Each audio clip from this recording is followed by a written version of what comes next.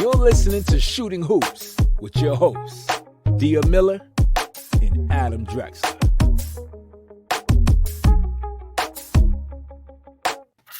Welcome back to Shooting Hoops, a podcast about basketball and the Portland Trailblazers. I'm your host, Dia Miller. I'm here with my co-host, Adam Drexler. This is episode 11. 11 episodes in. You can find us on YouTube. You can find us on Apple Podcasts. You can find us on Spotify. And if you're listening on podcast platforms, I am going to say you're missing out a little bit because, you know, the video gets a little wild. Sometimes Adam wears a jacket. You get to see, you know, just little bits and pieces of things. But wherever you're listening, we would really appreciate if you would subscribe, like, share, leave us a rating unless you don't like us, and then just please don't. All that good stuff. That's how we keep this going. So thank you for being here with us. Adam, how are you? I am good. Today has been an interesting day. Really? Yeah, really. Not interesting for me, but rather interesting for NBA history in the fact that as of recording this right now, LeBron James has officially passed Kareem Abdul-Jabbar in scoring in the NBA. Yeah. So we are recording this on, what is today? Tuesday? Tuesday night. Yeah, Tuesday night. And the Lakers are I don't think it's over. I think the game's still going. Yeah, They're still fourth quarter. They are currently playing the Oklahoma City Thunder, and LeBron James has passed Kareem Abdul-Jabbar. Did you watch it happen? No, I watched a clip. Okay. Yeah.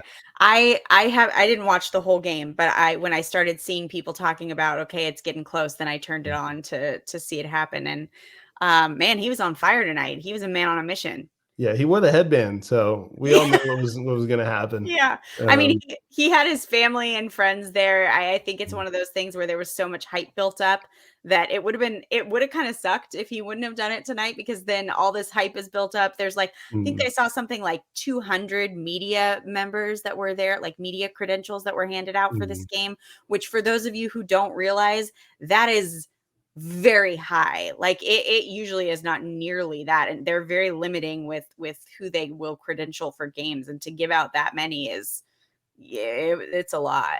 The celebrities were out, Kareem Abdul-Jabbar was there. I think that was definitely an impressive game. I know Thunder fans were not happy that their ticket prices rose to $1,000+, but yeah, I mean, anytime you can witness NBA history, I think people line up to see that. Yeah, it looked like a packed house. And I know I saw the other day when I was at the studio shooting, they were talking about it, and they had a graphic up there of like the ticket prices for the games surrounding this. And I think the average price for this game was up over $1,000, which is wild. Yeah. I pay like $8 to go watch the Clippers play all the time.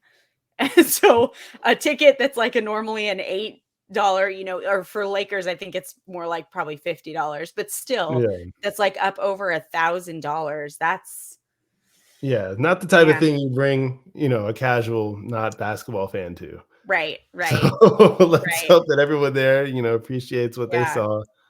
Yeah, I can only imagine those courtside seats and like those close seats. Those must have been just wild. Well, we don't normally talk fondly about the Lakers on this show, but regardless of how you feel about LeBron or about the Lakers, to get to see that kind of history happening, the record originally was set back in, I think they said in 1984, I want to say. So it's been a lot of years. It's been 38 years since that record was set. I don't know if we'll see somebody come out and beat this again. I mean, maybe it's possible. I think, way down the line in the future, the NBA will probably have some kind of 4-point shot, and we'll see somebody else break the record. True. I mean, if you got to think about it, Kareem did that without shooting threes, which is even more wild. Yeah, that's insane to think that you lead the league in a 3-dominated era of this current iteration of basketball that we're witnessing. LeBron James is kind of transitioned between those kind of eras, not hand checking, but he was in the league when threes were not that prominent, and now the threes are dominating the game, and LeBron is, he's adjusted. He's adjusted, and people don't really talk about his scoring. He's someone who really is known more for his passing and just making his teammates better, or getting his teammates involved, and he's now the greatest scorer in the game. So it's wild. It's wild. I mean, to do that, you either have to be scoring at such a high rate, or you have to have some longevity. And I think, LeBron has done that. And I don't know that we'll see players do that long term, maybe here and there, but you're right. As as the game continues to evolve, we may see that be broken.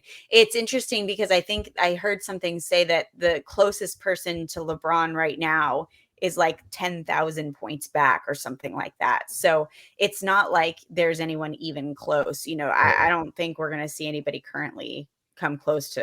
It's also kind of insane that no one in the media talked about Russell Westbrook passing Gary Payton in assists. Yeah, that's true. I mean, that flowers to him as well.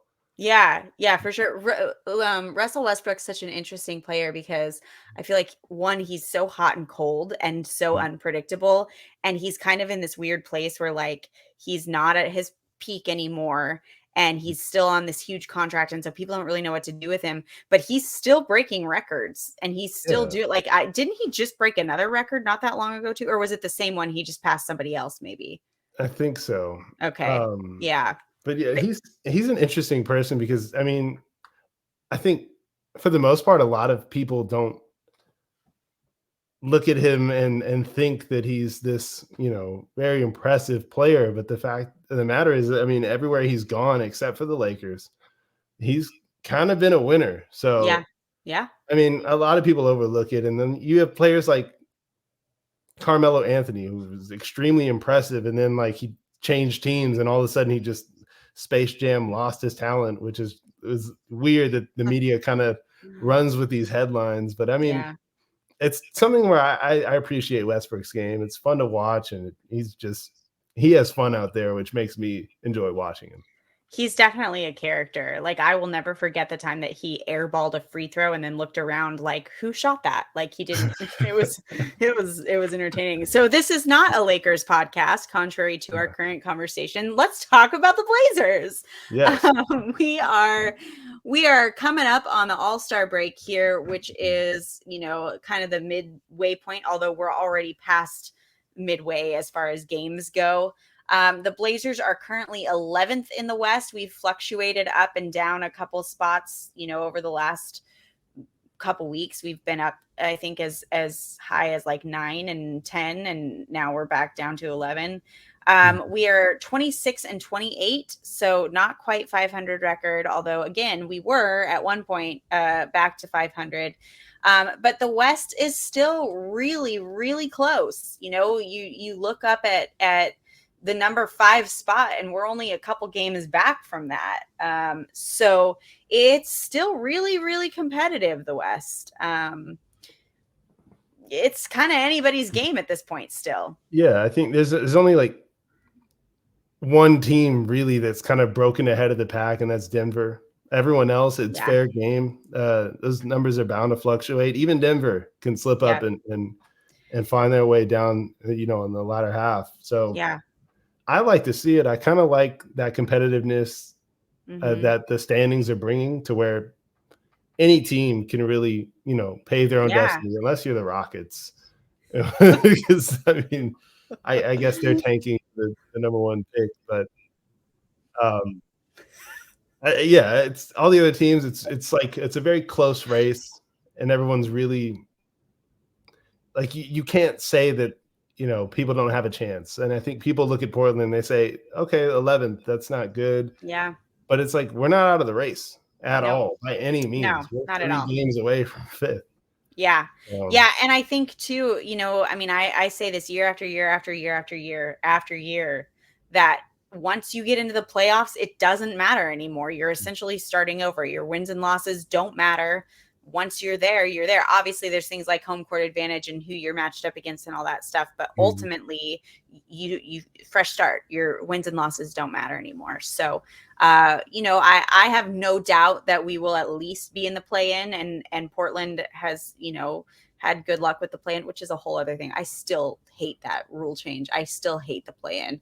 I think there's got to be some kind of like number that's close to make it to the play-in. I think it's like the gap between like some of the teams that make it to the play-in and some of the teams that have to play in the play-in are insane. Yeah.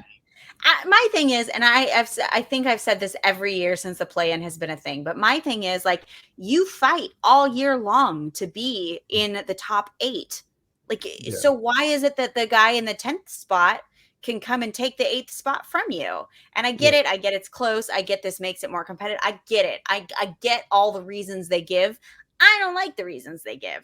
I think that the top 8 teams should be the top 8 teams, and that's that. Because the regular season is the play-in, in my opinion. Right, exactly. But no one asked us who do we talk to have people ask us about rules? Because honestly, I feel like someone should.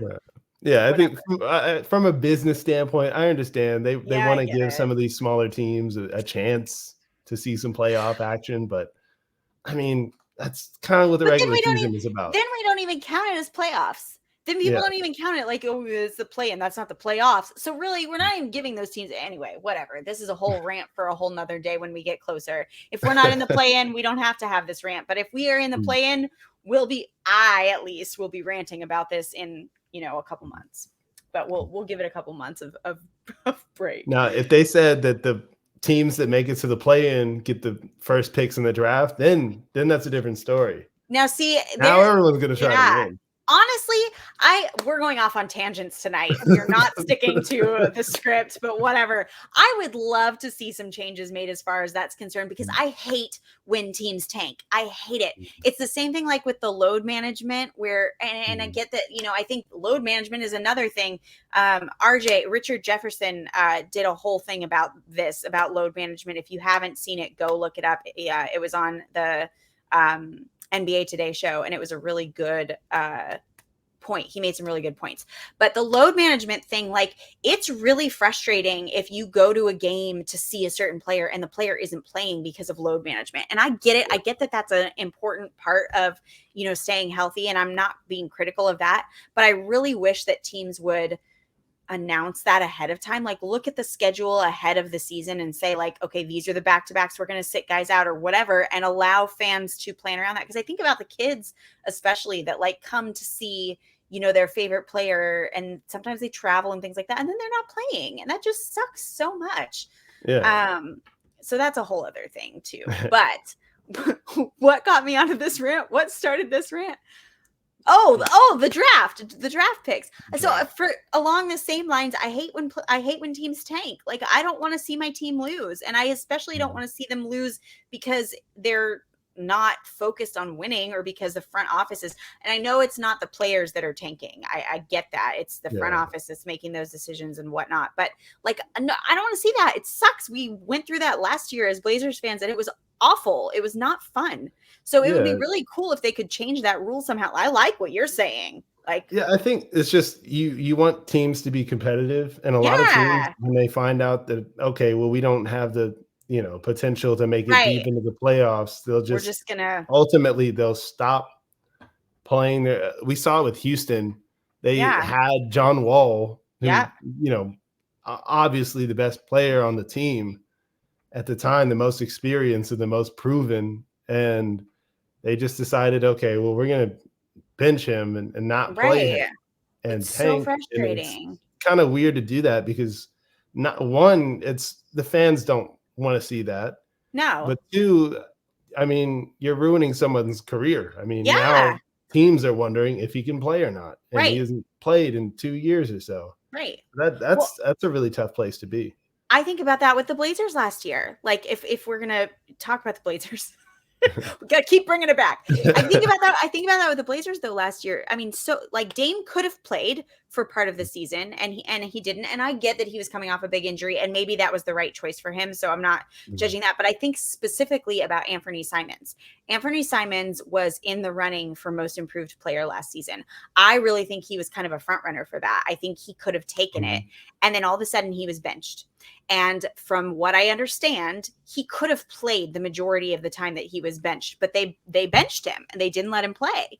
And I know it was because of injury and whatever else, but like they could have played him and they didn't. And my thing is like, not only are you taking away like what you're talking about, the John Wall situation, but like that took away from Ant's chance at winning most improved player for the season. And now he's not in the running for that anymore. He obviously improved greatly last year. Like there's only so much room for that, like to come out and do it again. And I feel for him with that. And I think about that a lot, that, you know, when they sit players like that, it really impacts the players, the fans, it impacts a lot. And I hate to see it. In terms of sitting, I think that should be totally up to the player.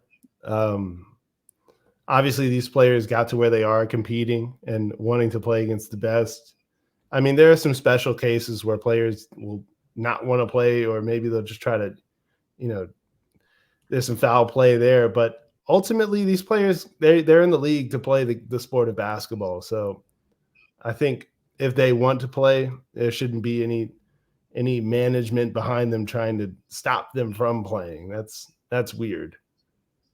But hopefully, well, right now it's kind of getting better because as we can see, a lot of these teams are competitive now. So now a lot of teams are saying, okay, maybe, you know, there's a chance of our team getting to the playoffs and we'll try for that play-in spot. And I get that the whole system of how, you know, the draft picks work and everything is essentially to keep the teams balanced and not let one team get way ahead of another one or whatever else. But also they still do, like some teams have more resources. Some teams, that's why you get these teams that have super teams that have, you know, 2 or 3 superstars on their team, when a market like Portland can't necessarily get 2 or 3 superstars on their team. So you're still having unbalanced teams. It's not solving that. And I think about this where it's like, what if you like, it should be kind of a reward, like you should get rewarded. And maybe it's not, I mean, it doesn't really make sense to give the best team the first draft pick, obviously, but like, I love the idea of what you're talking about with the play-in, where like that keeps it competitive, because now like you don't want to fall into the play-in from the playoffs. So you're not going to have teams doing that on purpose, but you want to get to that point. So you're pushing and you're trying to get into that play. And I love that idea. I think that's brilliant. So again, why isn't anybody asking us? You know people, Adam, come on. Yeah, let me just give Adam Silver a call and get this done. Oh man. For the record, I don't think Adam Drexler, you can actually do that. Just for sorry, who are you? Just for anyone listening to that thinking that we're serious. Okay, so another thing we have to talk about. Whoops, let's switch this. Damian Lillard. He is named Western Conference Player of the Week once again, 2 weeks in a row. I feel like that. Now, wasn't Giannis also 2 weeks in a row? Weren't they both back to back? I think the East doesn't count.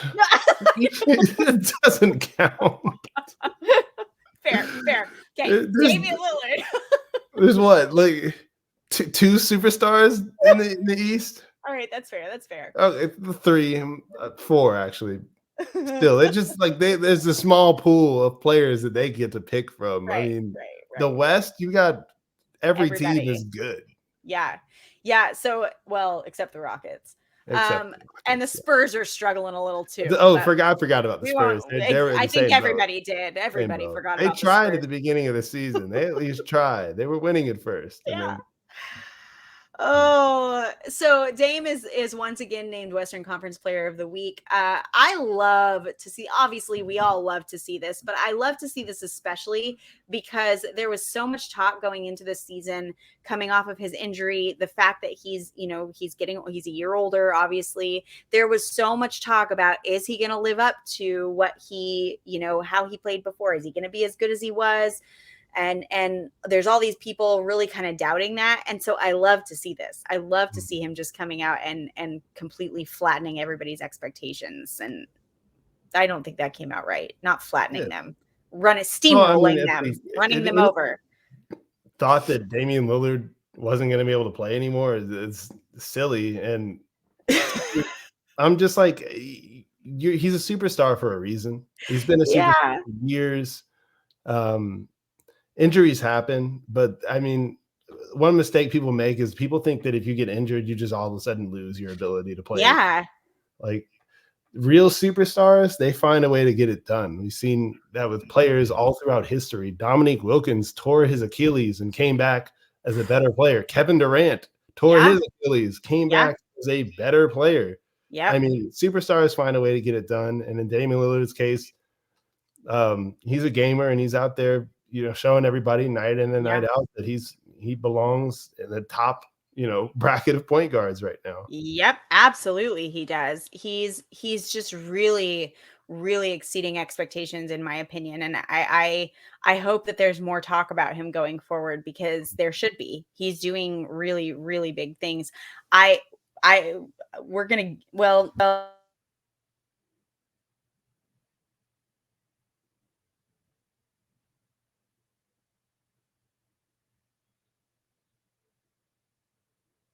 We lost my mic.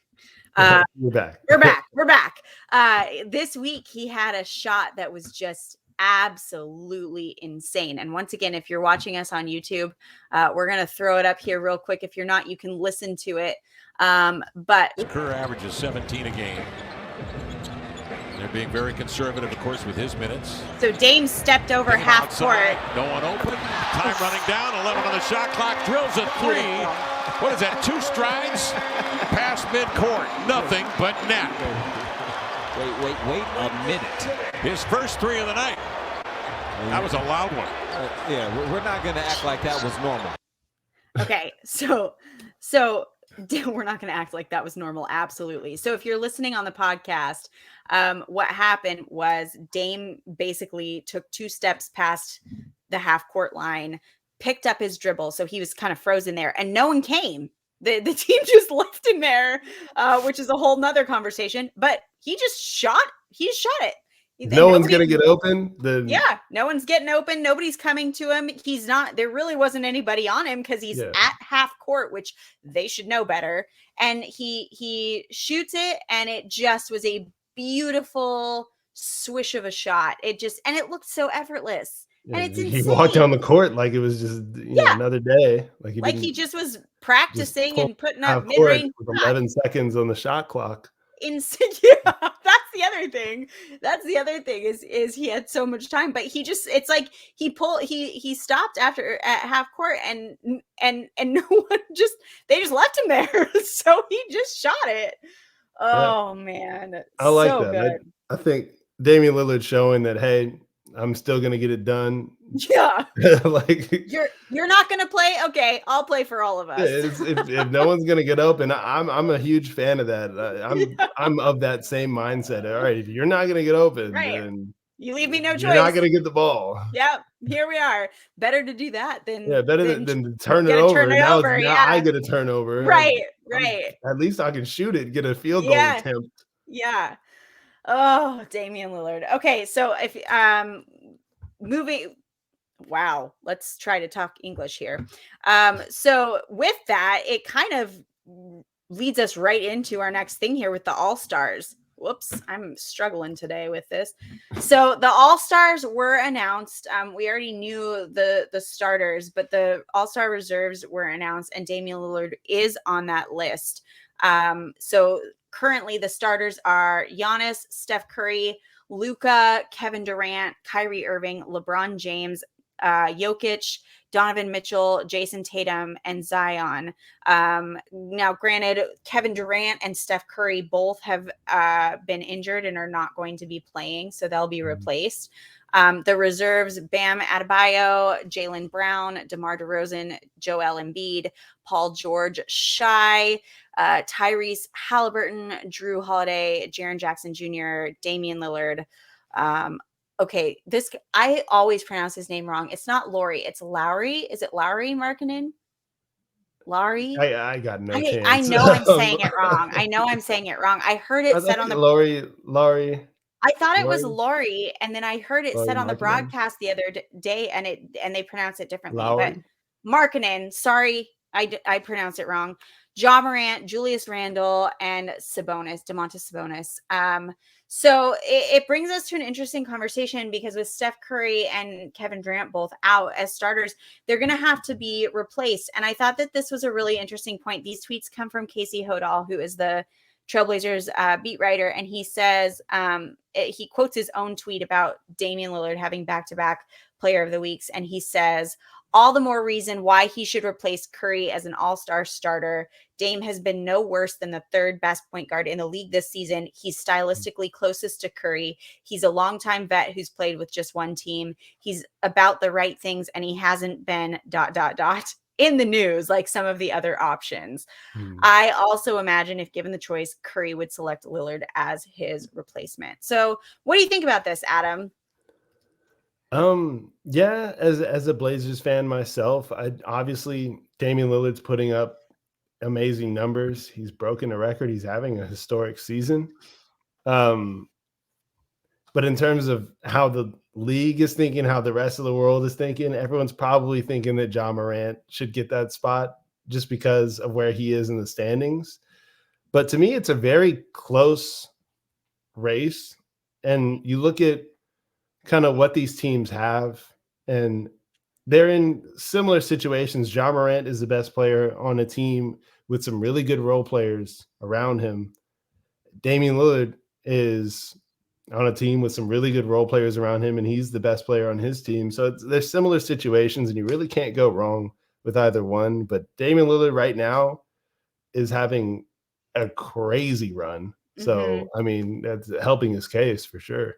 Well, and I mean, I know they're not thinking about this, but I also think like Dame probably has less opportunity for this for the rest of his career. You know, Ja Morant's what, 23, 24, something like that. He's so young. He's still got so much time.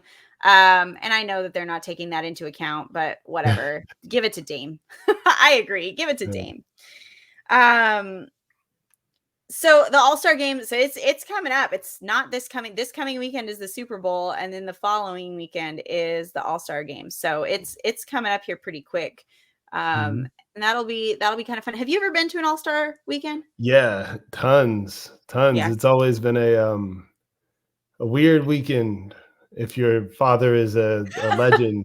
Right. Because instead of like enjoying the festivities, you're running around with him while he does his errands, because we always think of All-Star as like fun, celebratory, and to the legends and the other players, it's work.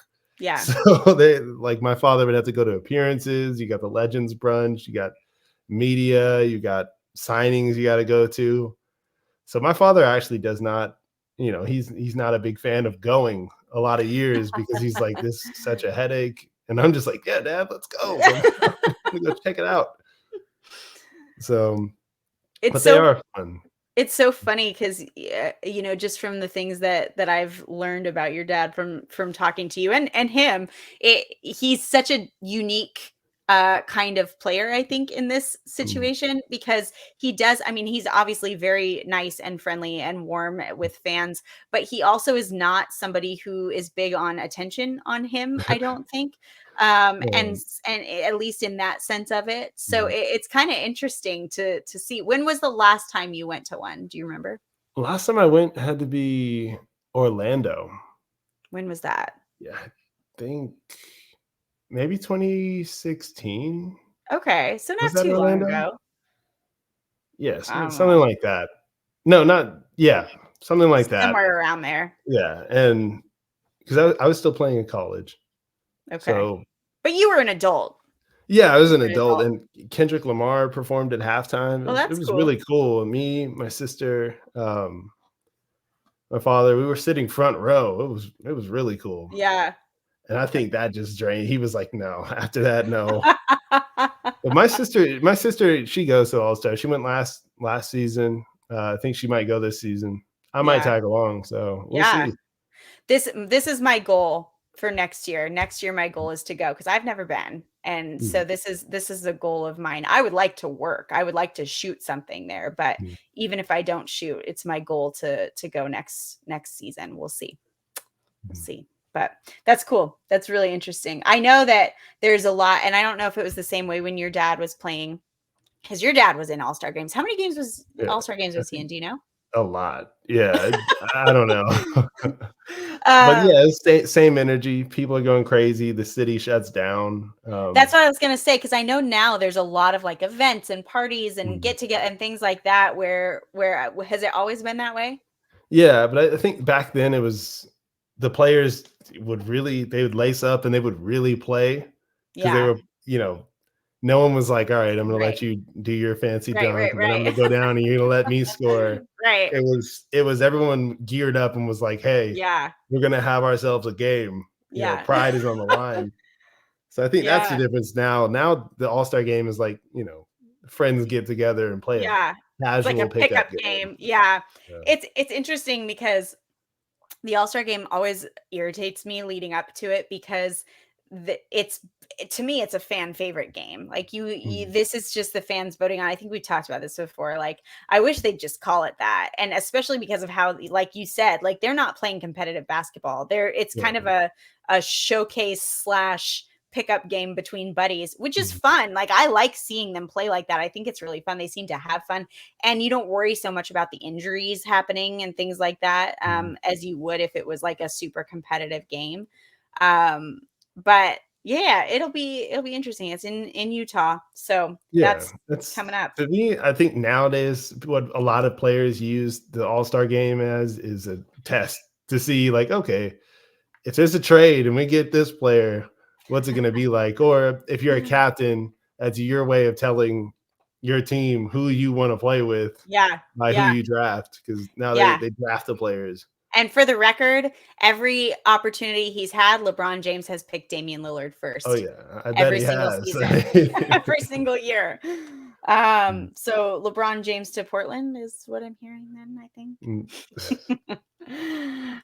Speaking of which, the trade deadline is quickly approaching. Like I said, we're recording this on Tuesday, so it'll go up probably either tonight or tomorrow. So if you're listening to this early, the trade deadline has not come. But if you listen to this anytime after Thursday, the trade deadline will be done with. We will know what's going to happen. We will know the fate of our team. But as of now, things are kind of still up in the air, and there's been a lot of rumors. The biggest one that I've heard is this one right here. This comes from unbiased NBA fans, and the tweet is: the Utah Jazz are very likely to trade Jared Vanderbilt before the trade deadline, per TJ Jones on the NBA. The Jazz have multiple offers lined up for him. Quote, the Jazz have an offer for Vanderbilt from a Western Conference team that would net them multiple second-round picks. End quote. I know a team like that. There's been a lot of rumors connecting Jared Vanderbilt with the Trailblazers. I've heard, that Dame wants to play with him. So I would not be surprised to see this happen. I would think that, the rumors again that I've been hearing are that Nassir Little, I've heard his name be thrown out there with picks like that said. It'll be interesting to see. Just because they want to do a deal doesn't always mean that they will. But we'll see. Yeah, it's an interesting thing. I know a lot of players are dreading, the trade deadline because a lot of players are going to have to, pick up and move somewhere, or might go into a situation that might not work out for them. And then a lot of players are eager for the trade deadline because they finally can go to a new place and get a fresh start. So it's a mixed feeling all across the NBA. But I think the Trailblazers, right? I'm pretty confident that they're going to make a move that doesn't completely disappoint everyone. I think they're trying to be competitive. I don't think they're trying to tank. It's just not in the spirit of them. So I'm interested in seeing what they do. I agree. I think they'll also make a move. We've also heard, we talked about this briefly last week, but we've also heard Josh Hart and Yusuf Nurkic as names that are being thrown around as possible pieces to trade. So I also, for the record, have heard that Anthony Simons is an absolute no-go, that they will not be looking to trade him. So I think that, that's interesting to kind of keep an eye on and see what they'll do. But I agree. I think they're going to try to make something happen. There's stuff happening. There haven't been a ton of like really big things, but obviously the big one that everybody's been talking about is Kyrie Irving, who basically asked out of Brooklyn, which is not a common thing to do mid-season. Like, people ask out all the time and, ask for trades, but it's not often mid-season. Like, that's not a common thing to do. Yeah, I think the only other person who has recently done it in recent years was James Harden. Who was like, he was playing with Houston. He was like, get me out of here. Yeah. And then he actually got traded to one of the two teams he asked for. Yeah. Whereas Kyrie, I think the Nets were just trying to send him to literally whoever they wanted. They didn't want it, because I think Kyrie originally wanted to go to the Lakers. Yeah. And they were like, no. Well, and I heard that their GM purposely did not trade him to his first choice, which is a level of petty that I can appreciate. I think it's one of those things where I'm like, all right, on one hand, I mean, the whole, like, the Nets organization and Kyrie didn't get along in that sense, but he did, he did take them to fourth place. In the East. So he is who we thought he was. It's been a roller coaster with Kyrie and the Nets. I mean, like, if you stop and look at just the last year and a half of Kyrie and the Nets, it has been a ride. And I think probably the Nets are glad to get off that ride. I definitely think it's been wild. I think too, like, you have to look at that as he's saying, listen, if you don't trade me by the deadline, I'm out at the end of the season. And his contract was expiring, I believe. He would have been a free agent. They didn't offer him the extension that he wanted. Right. And he's sitting there like, look, who else you got? I'm out. I'm done. Like, so who else you have? Then the Nets lose that trade piece if he doesn't resign. They're not going to have a sign and trade, obviously. So now they're in a situation where they obviously will then have more funds to work, more cap space, but they're going to lose an asset. So it makes sense for the Nets, even though it's kind of a sucky situation because they're competitors right now. It makes sense for them to try to move him at the deadline, knowing that he's not going to be happy staying. And some players not happy staying, you can get away with. I mean, we watched that happen back in the day where Kobe wanted to leave the Lakers and Lakers were like, nope. And he stayed and he continued to play. But you do that with Kyrie and it's going to have a different outcome. So I think it was a good move for everybody. I think the thing I noticed with the Nets, though, is I noticed a lot of star players wanting to leave the Nets. And to me, that's always, from a player standpoint, you always avoid those kinds of organizations where if you see a lot of good, high profile names just leaving and asking to leave, like James Harden asked to leave. Kevin Durant 2 times now has asked to leave. He's another nope. And that's why that's the kind of stuff that kind of sticks with your organization. I think that's the spot that the Rockets are in that spot too now, where players are like, oh, stay away from there because they, for whatever reason, star players asked to leave. And I'm glad Portland is not one of those places. No, the players but seem to no one has like come it. yet, though. Like no one has come yet, though. The players in general that I've talked to in the league, everyone seems to really like Portland. And that goes to just organization and how you run it. I think when players, speak highly of it, and they, you never hear anything terrible like that happening to the Trailblazers, where they're just like, oh, I'm not playing, or I'm not, get me out. Nothing like that. I think that speaks volumes. Whereas the Nets, it's like, I don't know what they're doing, what they're feeding these people, I don't know what they're doing. Something's going on. Whatever it is, change it. Because I mean, the Nets at that rate, you'll never, you'll never live up to what you were trying to get to. Which actually also brings us to KD. We got to talk about Kevin Durant because he's asked out before. Now Kyrie's out. He's got to be ready to go. Lots of rumors surrounding him. I saw a tweet. I think it was Molly Morrison, who is a great follow on Twitter. She was. Do you know her story? This is another side. I'm going off on another tangent here. So Molly Morrison was I think she was 12 years old, a 12-year-old girl who was a big basketball fan. And she started an account called Made in Memphis, but she did it anonymously. So she hid behind an avatar. She never disclosed that she was a girl. She never disclosed that she was young. And she grew the biggest fan account in Memphis. She grew it to like over, I want to say it was like over 10, 15, that like she had thousands and thousands of followers on this account. Nobody had a clue. And when she turned 18, she announced, who she was. And now she works in sports and she's a great follow. But I think that's such a cool story. Yeah, that's awesome.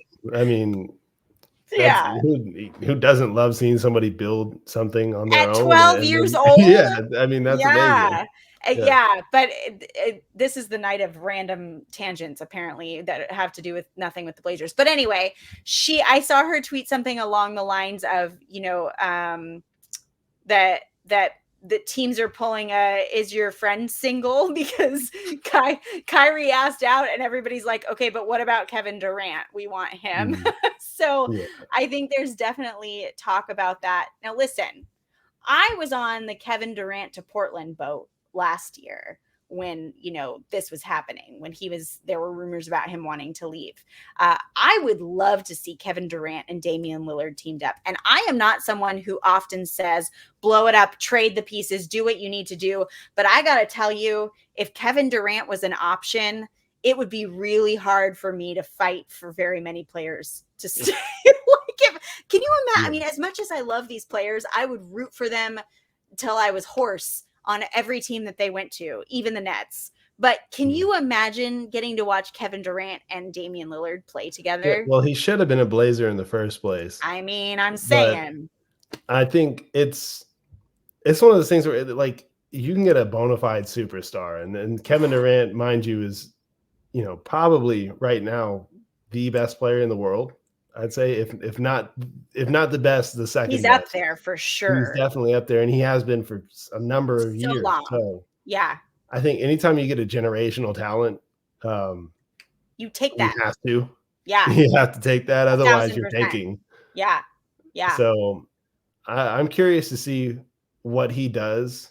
I know for him, he's not happy because everyone around him has said that, okay, you can't do it on your own, or you can't, build a legacy of your own with your own team. He finally gets his own team, and the organization is just like fumbling the bag with every star that's come through. It's like, because they've had him. Tough. They've had him. I saw Emmanuel Acho, who typically doesn't talk so much about basketball, but he posted something about, players having like superstars having their superstar partner and going on and winning championships. And obviously like they also lose sometimes. That's not always a recipe for success, but Kevin Durant has had those. He's played with Steph. He's played with Kyrie. He's played with James Harden. He's played with a lot of players. Yeah. But he hasn't played with Dame. I'm just saying. Yeah. Like that. And that's, we always wonder those matchups or those team ups. It's like we haven't really seen Damian Lillard with another superstar.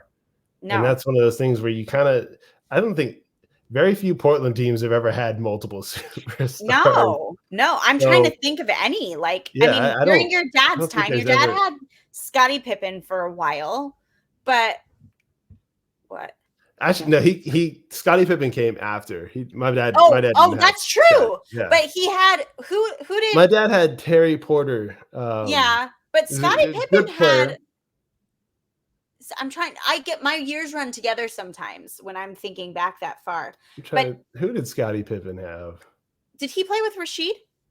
I think so, yeah. But I don't know if you could even call that though like a superstar. By then, I think Scottie Pippen had he was kind of receded into the latter end of his career. Yeah. So yeah, I don't think the Blazers have ever had two superstars on a team. No, I mean they've had some very, very good talent. Like again, when your dad was playing, like there were some really good. Yeah, like that whole team was just it was kind of in the same fashion where like, okay, yeah, my father was the superstar, and then every player around him was a very, very good role player. And really it just made the makeup of the team was just a winning formula. You had every player brought something great to the table all the way around. And Terry Porter was a big part of that, being one of those guards who could knock down the three and play tough defense and just fit in where he can. That's amazing. Yeah. But I want to see Damian Lillard with another superstar and see what happens. Because everyone in the media every year, they talk about, Dame to the Lakers, Dame to whatever team. And I'm like, how about a superstar come to Portland and find out?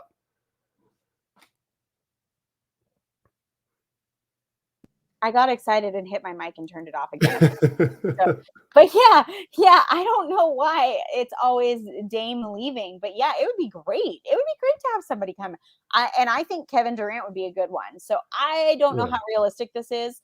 Back before we started this podcast, I had Chris Haynes on another podcast I was on, and we talked about this a little bit. And I think it was after the news had broken that Kevin Durant was not going to leave the Nets. But when we were talking, it sounded like maybe Portland wouldn't be the worst place for him. I don't know what conversations had happened there officially, but I don't know. I just keep hope alive. I mean, it's definitely possible. I look at the Nets, they don't have many assets that people want other than Kevin Durant. I mean, Kevin Durant is the big fish, and you have like people like Ben Simmons, who right now his value is just not there. So I think Kevin Durant, if the Nets, their championship aspirations are pretty much over at this point, unless Kevin Durant can pull a LeBron and take him to the finals. But I think even Kevin Durant is sitting there disappointed with how things went down. So and you have to have a team that has things that can be offered, who can take on Kevin Durant and give something that's worth that. And I think Portland has those assets if they they'd have to really not put people off limits, which is I hate that. And don't ask me who I would trade, because I hate playing that game, because I want Kevin Durant and all our current players. And that's apparently against the rules. But I think that I think that they're in a position where Portland could put together a package that would be really good for the Nets. And I think that Kevin Durant coming to Portland, I mean, there aren't a lot of teams that could take him on that would put him in a spot where he could legitimately compete for a title right off the bat. And Dame, and the players that I guess would be left after making that kind of a trade, I think we have the pieces to put around them, even with what we already have and losing what we'd have to trade. I think we still could build a solid, foundation there to make a run for it. Yeah, it sounds like we're running away to make a run at it. We're not making a run for it. Yeah. Oh man, running away from 11th place. Yeah, preferably towards first. Away from 15th, away from the Rockets and the Spurs. Okay, so one more person we need to talk about is Nassir Little. Nassir Little has not been playing a ton, and this is really confusing, I think, for a lot of Portland fans, because Nassir's great and he's been such an asset for us, but he's been sitting. And I think with his game, I mean, he's a knockdown shooter. very, very consistently, on offense, is a pretty consistent threat from the perimeter, and he's a solid body. I think if there's anything I've been noticing kind of watching these Portland games is every now and then there will be these defensive breakdowns, these kind of, little miss, rotations. And I think that's where, you know, Chauncey Billups is one of those coaches who I've noticed with a lot of the players, his minutes are entirely based on, you know, who's rotating on defense, what's working defensively at the time. And he kind of switches players in and out based on who's defending the best at the time.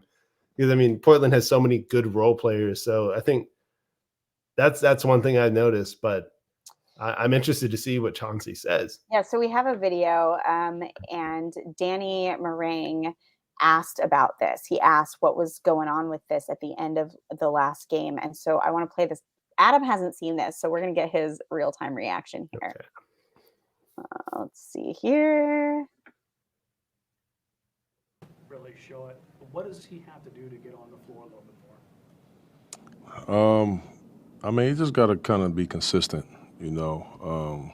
Nas is a guy who we all know can really shoot it, you know. He's been very inconsistent, and when he came back, he was obviously making shots, you know, and things I talk with Nas about is just so many missed assignments defensively.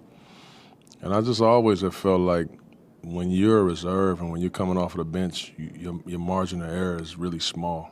You know, you got to kind of do most things right, you know, and that's the only way you earn more, you know, because you are a reserve. And some nights, you know, Nas does a really good job, and some nights he struggles. It just is what it is. Nas is still a very young player. But, yeah, it's, you know, it's not always, even for all of our younger guys, it's not the shot making that's always going to keep you on the floor. It's all the other things. All right, give me your thoughts here. Yeah, kind of exactly what I thought. I mean, when you're playing on a roster with so many role players, all of which can score the ball. I mean, you got Shaden, you got GP2, you got Nassir, you got Justice Winslow when healthy. I mean, you have so many role players that you kind of have to do the little things. And Nassir is a 3-point threat. Everyone knows it. But in terms of coaching, it's you're only playing a certain amount of minutes, and the one thing that coaches want from their, reserve is to not hurt the lead that the starters have made, or to keep the game at the same rate that it was when the starters come out.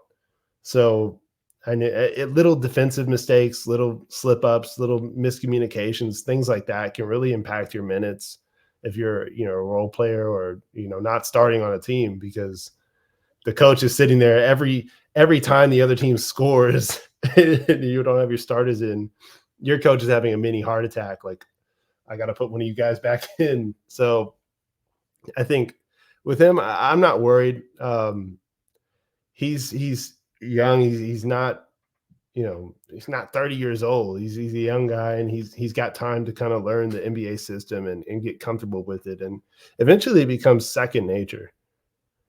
Yeah, I think the thing that's frustrating for me is it's like literally everybody other than Damian Lillard is struggling with these things. And so why is it Nassir that's being pulled off? And I also think too, like, there's a sense in which you have a guy like so I'm just gonna stop and give it just be let because I'm over here, like, if you're not watching on YouTube, you're missing this. But I'm over here like motioning. I put like shushed for a second. I think Adam thought I was talking to him. I'm a single parent, and I have 3 little kids that I put to bed before we record this. And as we're recording, my son woke up and decided he needed to come sleep in my room. So I'm over here like controlling air traffic, trying to silently get him to lay down and be quiet while I'm recording. And then he finally lays down and is quiet and starts coughing in the middle. So I apologize for the background noise and all the chaos that's going on. Okay, back to Nassir. So you have Nassir Little, who is, I think it's frustrating for me to watch this happen, because it's like everybody's missing defensive assignments. Like, our defense is struggling right now across the board. And you're not pulling all those guys out. And like, you have a guy like Shaedon Sharpe, who's a rookie, and you're not pulling him out when he's making mistakes. Like, I think I hear what he's saying, but it doesn't make sense it just doesn't make sense to me. So I hope, and also, Adam, I want your insight on this as a player, because I think, again, this is one of the things that's really cool about this, is you have some unique insight. But I see this interview, and all I can think is, if I'm Nassir, I'm kind of pissed that my coach just threw me under the bus to the media. And I don't know if I feel like that's not super common. I feel like coaches tend to be like, they tend to put a positive spin on it at least. But this felt very, and we've seen Chauncey do this with players. And I know his whole thing is accountability, and I get that, but I also feel like you're like throwing these guys to the wolves in a sense. So talk to me about that a little bit, because I feel like your perspective on this is going to be different. Yeah. I mean, it comes down to coaching styles. Some players resonate with that. A lot don't. I know me personally, I'm a big fan of coaches who never, those are conversations you kind of have privately, and you don't have with the media. The media, it's their job to speculate. It's not your job to, reassure their speculations. I mean, in those kind of regards, because that kind of gives fans who are watching it, like, that kind of puts a connotation on that player, like, oh, he's messing up, or he's not. And it could be something little, like, it's basketball's a learning process, just like any other job. I mean, sometimes you make mistakes at your job, and your boss chews you out, and that's not fun. So I mean, this is like your boss goes on national television and discusses how a mistake you made. It's not particularly fun. Some coaches do it, and some coaches, if your coach does it to everybody, all down the line, starters, bench, whatever, then okay, that's fair. But I mean, to me, I don't like it when coaches only pick certain players to do that to. Yeah. Because then you're just, that kind of gives the connotation that you're afraid to talk about the starters or mistakes that other people have made. Because I mean, they're role players. They're not playing the entire game. The game is usually decided by the starters. Right. So if you're going to talk in detail about anybody, talk about the starters. And for a guy like, I mean, I know obviously he was asked directly about Nassir, but like for a guy like Nassir too, if he's playing, I'm gonna start fake coughing, so it sounds like it's me. If he's playing 3 minutes, what are you gonna like? What do you even have to compare to there? Like, if he's getting that little playing time, how are you gonna make? I don't know. This rubs me the wrong way. I think it's a tough place to be in, because I think on the other hand, if Nassir, like, it could be something as simple as having a great practice, and then all of a sudden he's, his minutes increase to where like the coaches just get some confidence from watching you, understanding something that they might not have confidence in you doing. And that's kind of how the sport goes. People kind of go through periods where they like, okay, I trust this player to do this. I trust this player to not do this. And it kind of happens during the season. I think it's more just how it was handled, because I think I think about what you're saying. Like, to me, if I'm at work and I'm doing something, I'm not doing my job right, or I'm like making a mistake, and it's not ill will. Obviously, Nassir is not doing anything purposely. He's not, not being where he's supposed to be on purpose. Like, the guy wants to win as much as anybody else. But if I'm at work, like, I'm making a mistake and my boss has to pull me aside and correct my mistake, like, maybe don't do it in front of the whole company or in front of like whatever, like you said, deal with that behind closed doors, deal with that individually, whatever. I think to have something like that put out there just feels I struggle with that. So I've seen that this is how he does things. You know, he came in preaching accountability and so we've heard that, but like, cool, this one was tough. This was tough for me. I don't love this. I think it all comes down to how Nassir kind of would interpret that. I mean, on one hand, these are conversations that he's probably had with his coach all throughout the season. Yeah. And Chauncey's probably just, I mean, it's not like he went in on him per se. I think he just kind of said, like, they asked him a question and he gave the actual answer. Yeah. And he didn't have to, but you can appreciate the honesty, I guess. But at the same time, like, that's like if somebody asks me something about my kid that I don't feel like is an appropriate, speaking of which I don't feel is like an appropriate thing to respond to, then like I'm not going to. And I think you can also say like, hey, you know, this is the kind of stuff we deal with as a team. You know, when he's ready to play, he'll play. And I think he did praise him offensively. I mean, it's not like he shortchanged him. I mean, he said Nassir is, you know, he's a 3-point threat. He's solid, and it just really comes down to, you know, as a reserve, those few defensive lapses or anything like that, or inconsistency on defense, and that's really all it comes down to. But I don't expect this to stick. I for sure think that I expect to see Nassir out there getting more minutes throughout the season.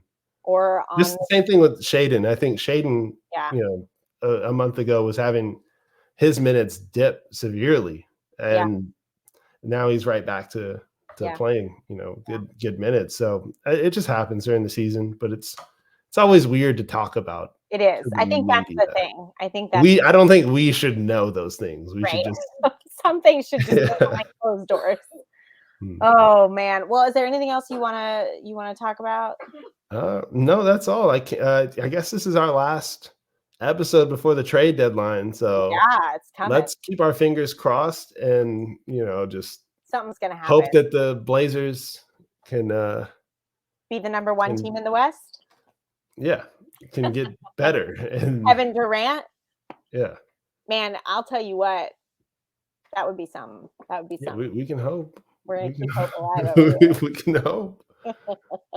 Can we hope that we get Kevin Durant and keep every other player? Yeah, we can hope that. We can hope for everything. I mean, if we don't, if somehow we manage to snag Kevin Durant and we send half our team to the Brooklyn Nets, then I might have to be a halfway Brooklyn Nets fan for the rest of the season, because I would miss every single one of these guys on this team. Yeah, I hope we get Kevin Durant. I hope we get Giannis. I hope we get LeBron. I mean, if we're making clone Dave, and we get 2 of him. Right. Yeah. I hope all of these. That would be quite a team. That would be that right there is the definition of a team with way too many superstars that don't mesh well together. Yeah. Oh, it'll be interesting. It'll be interesting. All right. Well, thank you guys for joining us. You know, as always, we appreciate you listening. We're grateful for this podcast and this opportunity to get to talk about basketball. Make sure that you are subscribed to our YouTube channel, our podcast feed, so you don't miss out when we post the podcast, because right now it's a little spotty. It's not always going out on the same day. So make sure you're subscribed so you don't miss out. Thank you for listening to Shooting Hoops, and hopefully we will be back with you next week.